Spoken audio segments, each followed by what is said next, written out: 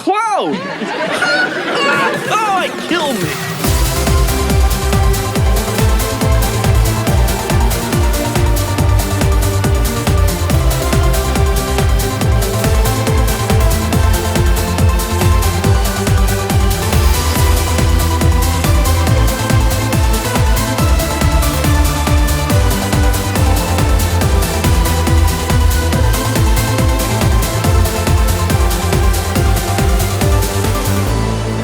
Welcome, wherever you are, to Alf-splaining, the bump on the head that makes everyone sick, hosted by your dream boys, me, Ben Baker.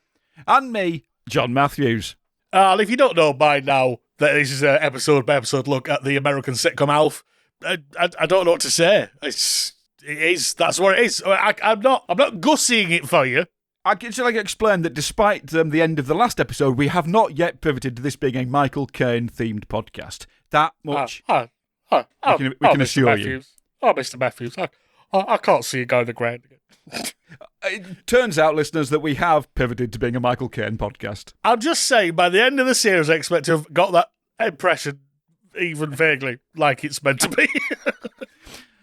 And there's a fun link, because Michael Caine did some films in the 80s, and today's episode of Alf went out on American TV for the first time on October 10th, 1988. Well, I never did. What a coincidence. I know. It's spooky, almost.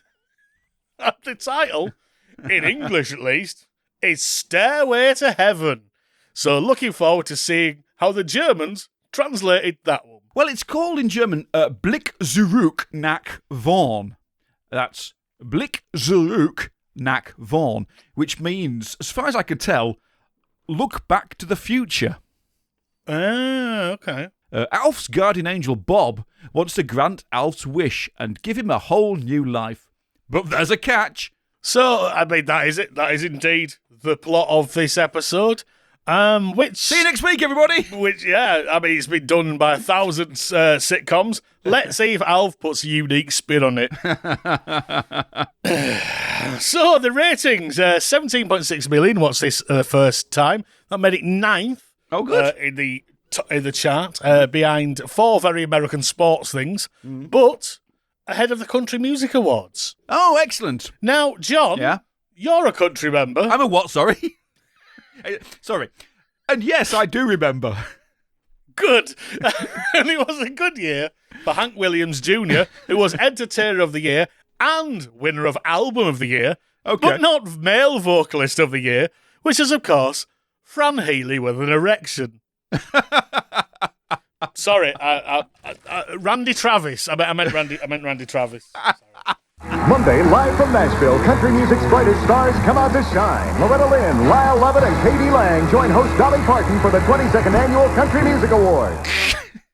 The director of this episode is Bert Brinkhoff, back again, and another writer that we've not had before, or will again, Philip Whitehill. And as you sort of mentioned last week, it's like the credit-wise. This is what I mentioned because I didn't look up the writers of the first episode and was quite unsurprised to find out they'd done very little else. But Philip Whitehill, I thought, well, I'll look his career up. And as with episode 1, he's done this and one episode of something else, something. I can't remember what the show was called. He's got 2 credits to his name. It's impossible to find him anywhere on the internet. So again, is this a real person? No. We'll have to use his contacts. It's not going to be any good. Like last year, we got to talk to 2 of the writers of season 2. If all the season 3 writers don't exist, we're going to struggle a bit, aren't we? Struggling for guests this year. I'm sorry, but we can almost know if they don't exist, then we can just do them, but put on a funny voice. Oh, so yeah. Hi there, I'm Philip Whitehill, writer of Alf and another thing we can't remember the name of right now. And, oh boy, I exist. So Philip, where are you from exactly? What's that unique accent I can hear? Oh, all over the place. Over there, but not over there. No? Well, we'll be hearing more from Philip Whitehill, our new comedy character, later we fucking in the series. We won't. Oh, please, can we? Can we make him a regular? I want to hear Philip Whitehill's opinions on things as we go through the episodes. What if he's disappeared because he did a bad crime and Wade is laughing? He goes, "Oh yeah, Philip the eyeball mangler, Whitehill. Well, yeah, I remember him." Because he's definitely real, he'll tell us all about it, won't he? Darn tootin'. I think that's yes. I think that's yes. Darn tootin'. That's that's his crime, wasn't it? And while we're in a big old American mode, it's interesting because the cold open, it has the Tanners indulging in that traditional US of stateside pastime of croquet. Yeah, it's croquet. The garden looks smaller and a lot brighter lit than before. And Alf is dressed as referee John Anderson from Gladiators. Yeah, they've bought him the shirt especially just for this game of croquet. So that's how seriously they take croquet in the Tanner's family household. Well, it is the second annual Tanner and Invitational Croquet Tournament, John. Oh, yeah, so I'm led to believe, yes. Yes, and Alf is the referee, and we feel he may be biased. Okay. Introducing the defending champions, Lynn and Brian Tanner. Yeah! All right! And the challengers, Kate and, of course, Willie Tanner. Whoa! Hiss! Murder the bums! I thought referees were supposed to be impartial. That's it. Mouthing off. You're out of here. And I love how Willie is bashful of saying his own name in his intro that he's giving himself. He spent so long doing it, it did kind of feel like Max had forgotten the character's name. Again, it was another, is this a joke? I think it's a joke. It's got the form of a joke. So, of course, croquet used to be massive on Melmac. Only there it was called mud-sucking. That's mud-sucking. Is it muck or muck? I thought it was muck-sucking. I thought it was mud-sucking. Right, we're not arguing on the sucking. The sucking's like that's there. The sucking is fine. No Sucking's one's taking the safe. sucking away from you. No. Mud-sucking or muck-suffing? Muck-suffing? You're just making your own wacky Melmac sports up now. Muck-stuffing. Alf mud-sucking. I'll put it... Hang on, let's... This is going to get you on DeviantArt. I'm telling you, it's not going to be a good... I think you're right. It's muck-sucking. I don't know if I take any pleasure from that. But yes, it is played the same on Melmac, except you need 4 newlywed couples and Bob Eubanks. I've got a good guess that it's like the Newlywed Game or something like that. It's the newlywed game. Fine. Sort of like Mr. and Mrs., but also... Apparently, we also had our own British version with Gloria Hunniford briefly in the 80s. For American listeners, Mr. and Mrs. was the British version of the Newlywed Game. Yes. Hope this helps with your forthcoming studies. So, again, that's sort of structured like it's a joke. So, we did it, but it wasn't that. It was, again, it's got the structure of a joke. It's that kind of, go away, I'll need 24 weasels, 3 carrots and a big old golden joystick, it's like whatever, just nonsense. But yeah, anyway, it's very Alf, and also very Alf is smacking Willie in the shin with a croquet mallet. Yeah. He's trying to demonstrate the swing of a croquet mallet or a muck-sucking mallet. Yes, and accidentally or deliberately hits Willie in the shins. It looks quite deliberate. It looks pretty deliberate, and this annoys the family so much. You leave him alone. And he just goes, I shouldn't have come in. They'll be better off without me. Oh. And then bashes himself in the head with a croquet mallet. Accidentally. He doesn't do that deliberately. Well, I mean, he throws it not very far up into the air. No, yeah, it throws up in the air, yeah, and it lands on his proud bonce. Yes. So maybe he was trying to kill himself. I don't know. So yeah, we get the new titles again, and I still laughed at the frisbee in the snout. It's still very well timed as a comedy thing. So yeah, Alf comes in after the title sequence, and the Tantners are having dinner and not responding to Alf, clearly because they're sulking with him. And Alf says, I just took a blow that would have knocked out Mike Tyson. All right, Cicely Tyson. Which, again, doesn't get much of a reaction. No. And I must admit, I thought it meant somebody different until I looked it up. Who do you think it was? I thought it was Mike Tyson's wife, Jo. Right. The one that he grotesquely assaulted. But oh, yes. No, yes. It was an American actress who was 64 at the time of this episode's taping. And the third wife of Miles Davis funny enough. Oh, okay. And her godson, Lenny Crabsticks. No way. Lenny Crabsticks, yes. Well, I never Off did. of Lisa Bonet. Talking of, as we mentioned in the previous episode, best Brian line. Yeah. Because he's improving in his acting technique as we want. I thought Brian was really good in this scene because it's deliberately stilted and they're all talking quite posh. Yes. And because now they don't have Alf around, they can relax. They've got plenty of food, and Alf is and Brian is saying, the hearts of Parma are a perfect complement to the steak tartare, and doing that slightly stilted posh acting. So deliberately stilted. He's actually really good at it. And I thought, we've never seen him this good in an episode before. I think it was great. It missed his calling, clearly. He should have been in Downton. Yeah. But yeah, so Alf has ceased to exist to them, and for some reason, him not existing makes them all incredibly posh and well-spoken. And then there's a harp sound effect off screen, and there's a man on the couch, and yes, it's the aforementioned guardian angel, Angel Bob. And he's played by Irish actor Joseph Mayer, who is another one of those, you look at his IMDb, and by Christ, he was in a lot of stuff. I thought I recognised him from something specific, and when I looked at his IMDb page, I just recognised him from everything. That was it. It was just vicariously soaked into my consciousness by being in every single TV show that ever was made, ever. Including Second Chance, that Matthew Perry sitcom we've discussed in the past. Because he did, apparently had a good sideline in Jesus, fellas. Yeah. As indeed, he played St. Peter in that sitcom. And he was Father Tim in and Out, the comedy from the 90s. And he was also in Sister Act as a bishop. So he gave good Christ. In case you haven't seen this episode, and I'm assuming all the listeners have seen this episode, but in case you haven't seen him, imagine Swiss Tony with the voice of Simon Cowell. It's that flattened transatlantic vowels thing, isn't it? Like It is, yeah. Like he's been in a different country too long. Yeah. So he says, you've wished that you weren't in their lives anymore, so they can't see you. And Alf shouts something to get their attention, and that is... Grease fire! Grease fire! Which is, of course, a wonderful callback to On the Road Again from season 1, where Alf burns down the house nearly. But, of course, it gets no reaction, because guess what? Mystical things. And definitely, bear in mind, we've seen him get hit in the head and fall asleep. It's not asleep. They've done that. They wouldn't do that again. No. They did that with the Gilligan's Island one. They're not doing it. The Gilligan's Island, which incidentally was the second episode of Series 2. This is the second episode of Series 3. It'll be very different. They know what works. Anyway, the angel is here to grant Alf the wish he made this morning.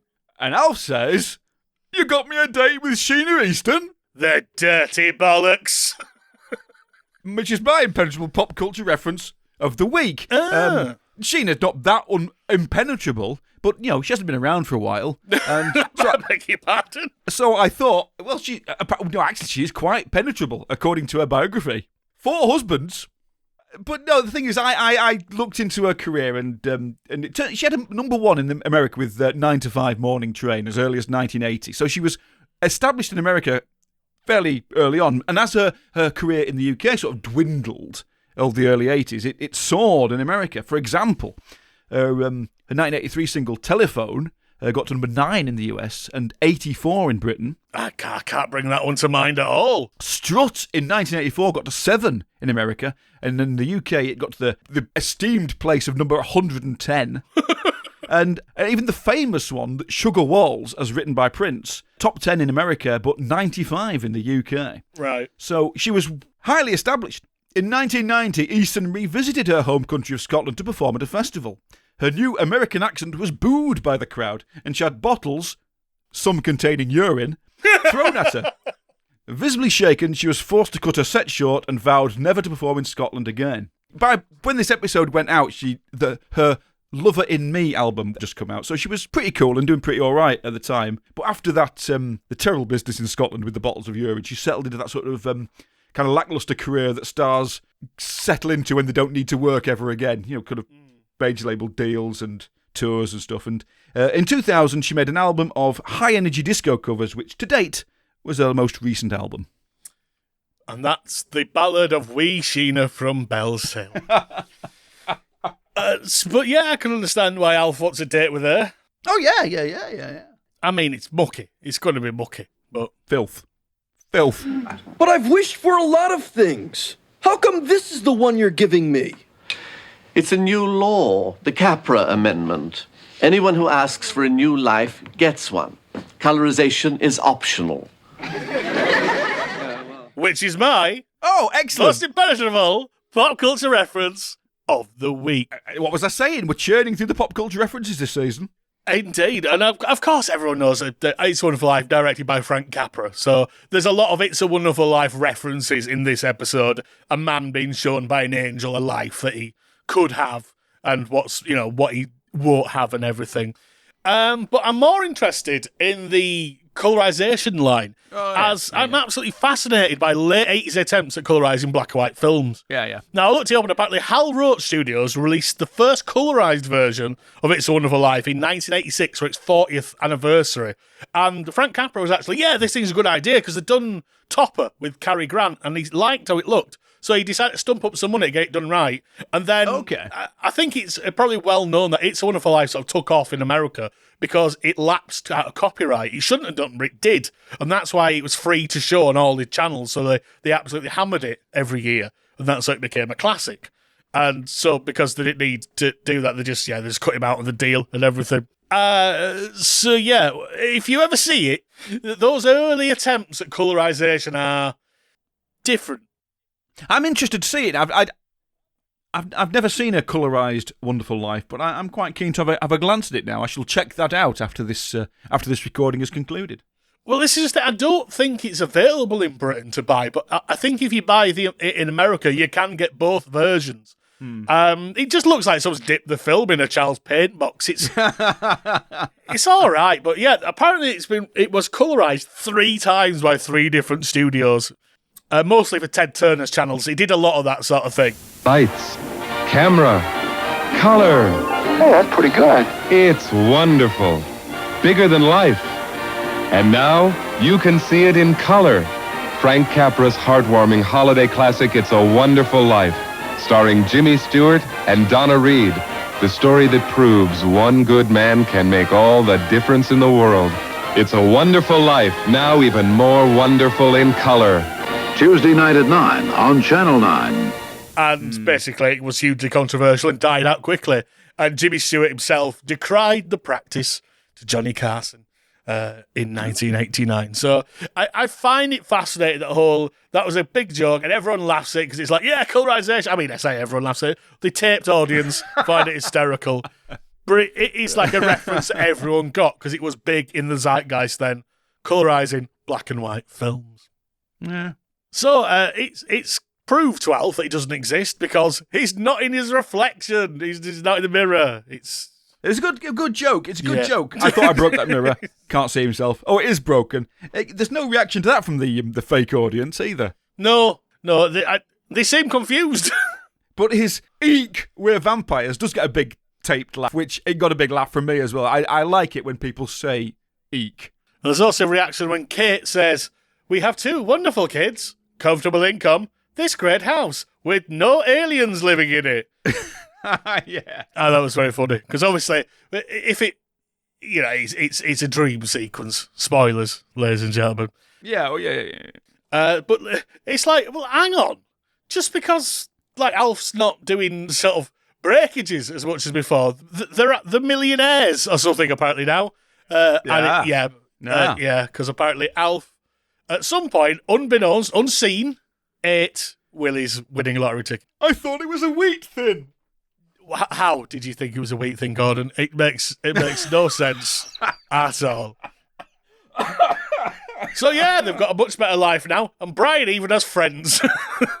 So it's a fantasy. Oh yeah. They've gone out, you're not going to catch us out and anything like this, but it's like it's still a bollocks fantasy. Where apparently they were so rich they bought the Monic's house and tore it down. At which point we get Raquel turning up. We had 30 seconds of Trevor last week. Now we get 30 seconds of Raquel, who appears as a maid. Oh, I can't understand why they would want Raquel to be a maid.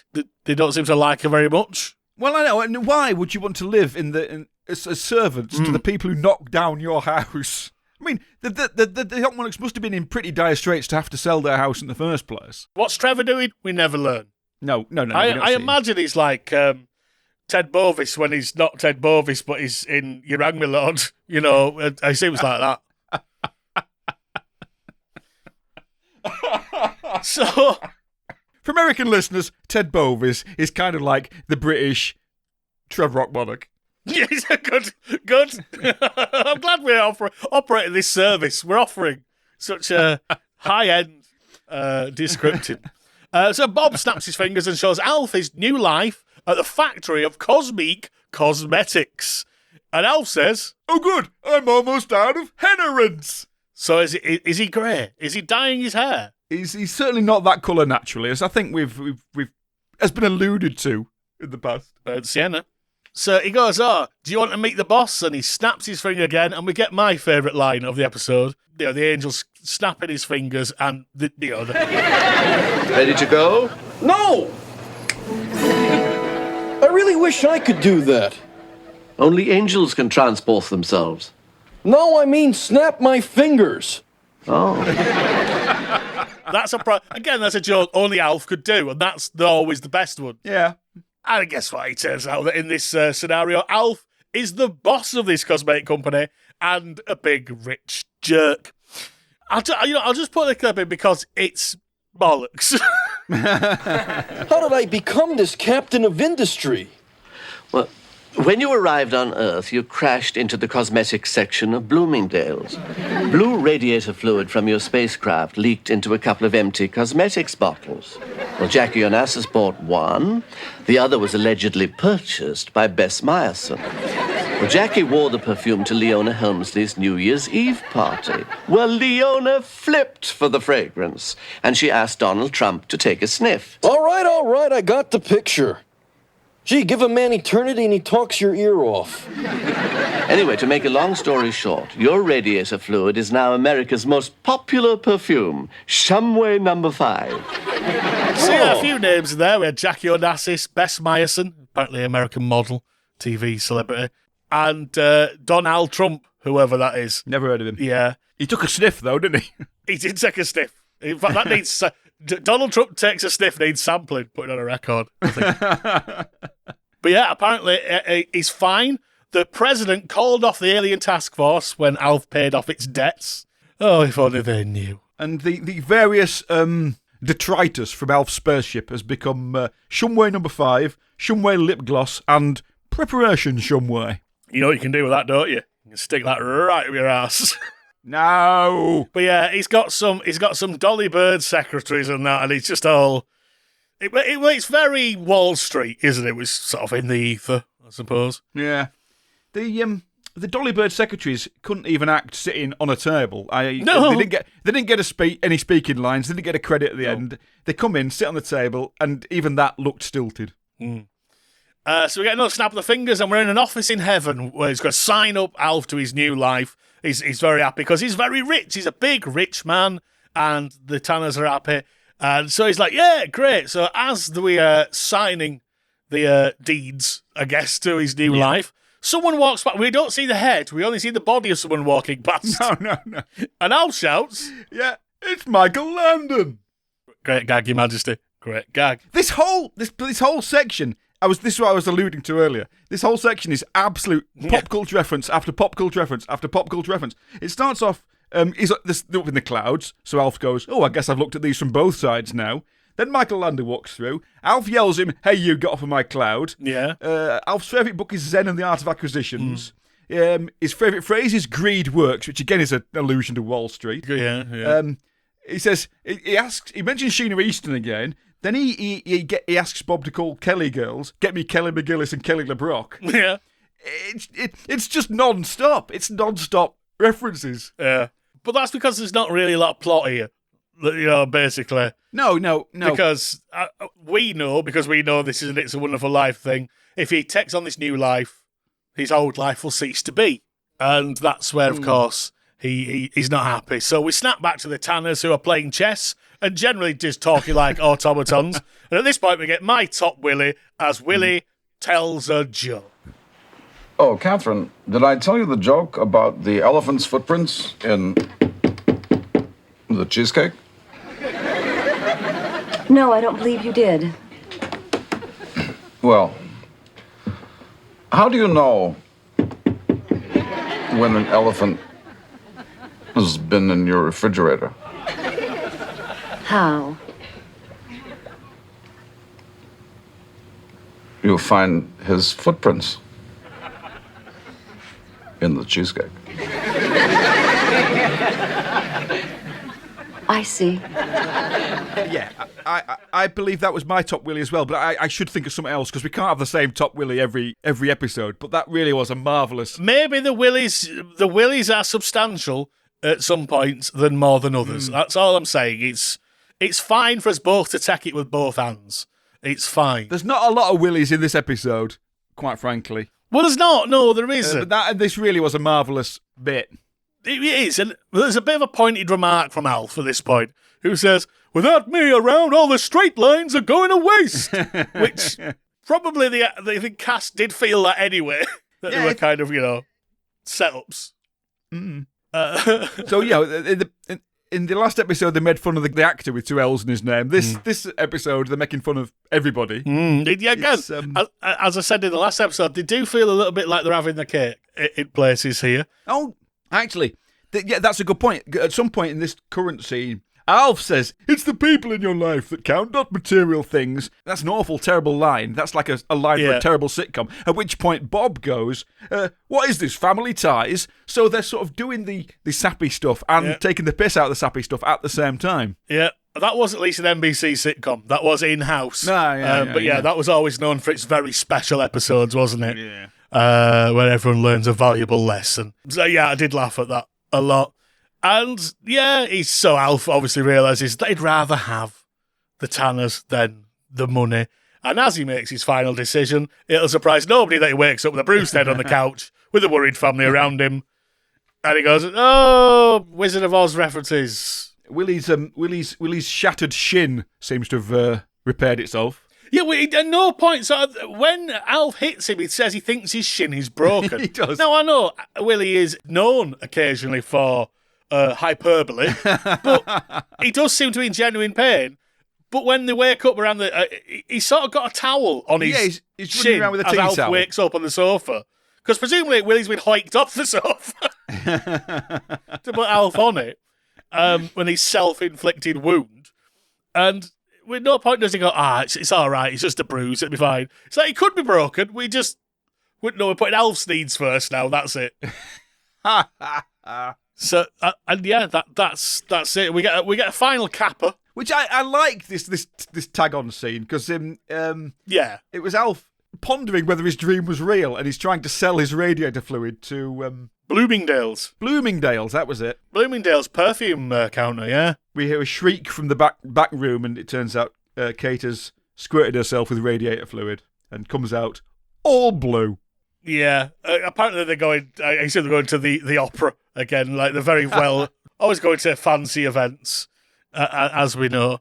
And it's like not only does it stain badly, it's very blue. Apparently, it also stinks. So like radiator fluid. So I just love the idea of Alf waking up from a dream and thinking, "Oh, I wonder if you could actually do that."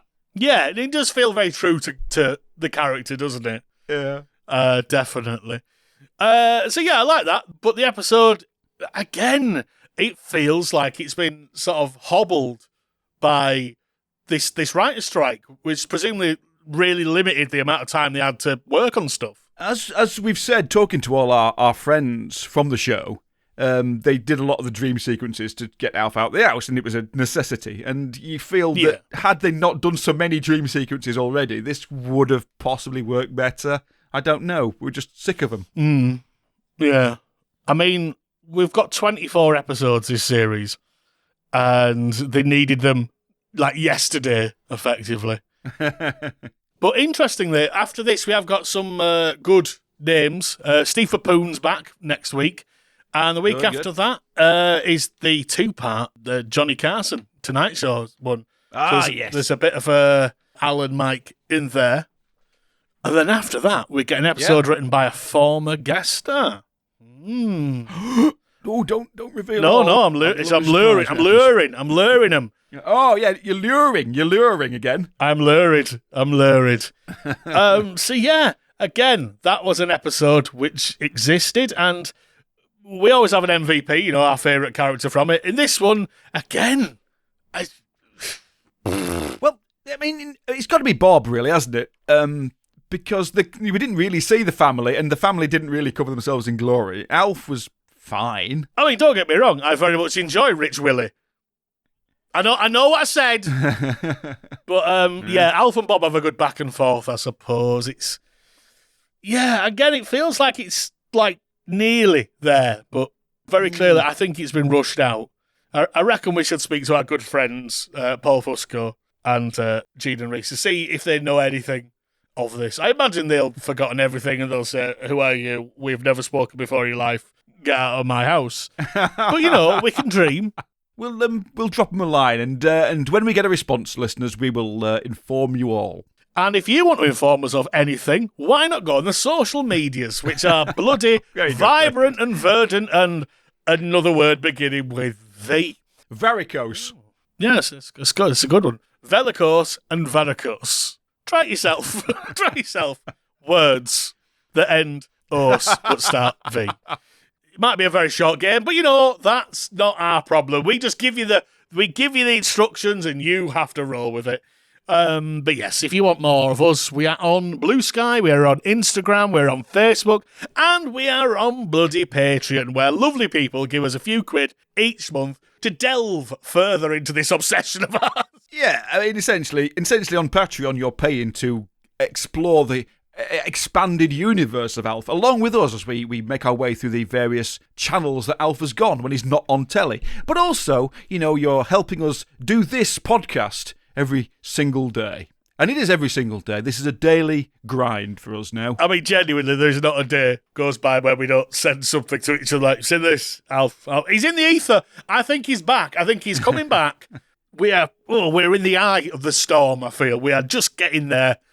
It's something's going to happen. I feel it. Everybody, just believe. Just hold hands with the person who sat on the train next to you, or bus, or whatever. If you're in a queue, just them, that's why. Just hold their hand and say, "I believe in Alf." Everybody, do it now.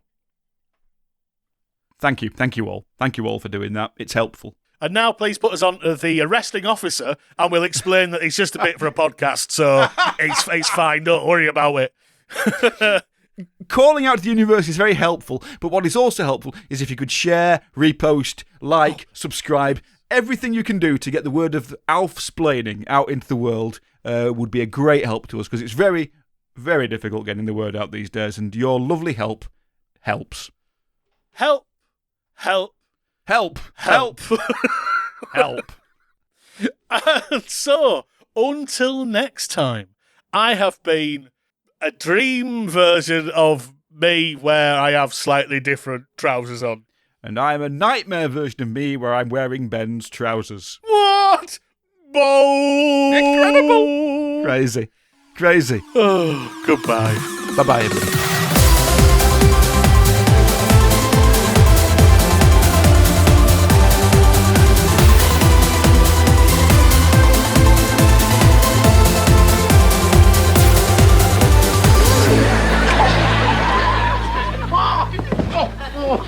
Now you see why it was called muck sucking.